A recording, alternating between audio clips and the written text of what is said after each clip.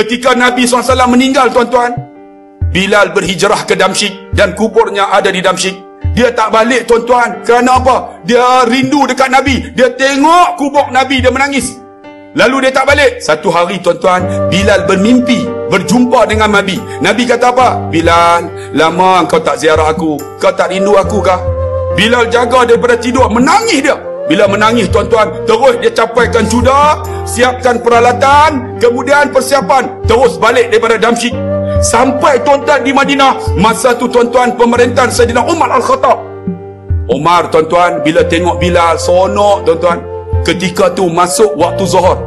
Bila masuk waktu Zuhur, maka kata Amir Mukminin Saidina Umar, wahai Bilal, lama tak dengar engkau melaungkan azan. Launglah Bilal, dah masuk waktu Zuhur. Tiba-tiba Bilal kata apa?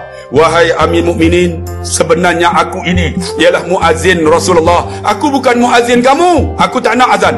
Tiba-tiba datang cucu Nabi, iaitu Al-Hasan dan Al-Husin. Al-Hasan duduk sebelah kanan, Al-Husin duduk sebelah kiri, cucu Nabi. Tiba-tiba Hasan dan Husin kata, Pakcik Bilal, lama tak dengar pakcik azan. Azanlah. Tiba-tiba dia tengok muka Hasan, tuan-tuan, daripada pusat ke atas seperti muka Nabi SAW. Saidina Husin daripada pusat ke bawah jalan seperti Nabi SAW. Dia kata dekat Amir Mukminin Saidina Umar, kalau yang suruh ini bukan cucu Nabi, aku tak nak azan. Tapi yang suruh ini ialah cucu Nabi. Aku nampak muka yang suruh macam muka Nabi. Maka aku akan tunaikan permintaan ini. Maka Bilal pun naiklah, tuan-tuan, di menara. Bilal pun laungkan azan.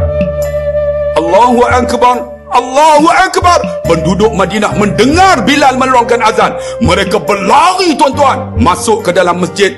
Bila mendengar Bilal melaungkan azan, mereka terimbau, tuan-tuan, kenangan bersama Nabi SAW. Menangis, tuan-tuan. Semua jamaah dengar suara Bilal menangis, tuan-tuan. Yang paling dahsyat menangis ialah Saidina Umar.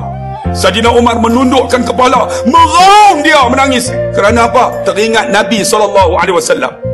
Kemudian Bilal meneruskan, Allahu Akbar, Allahu Akbar. Saidina Umar menangis. Kemudian Bilal meneruskan, Asyhadu an la ilaha illallah. Semua yang duduk dalam masjid Nabawi menangis.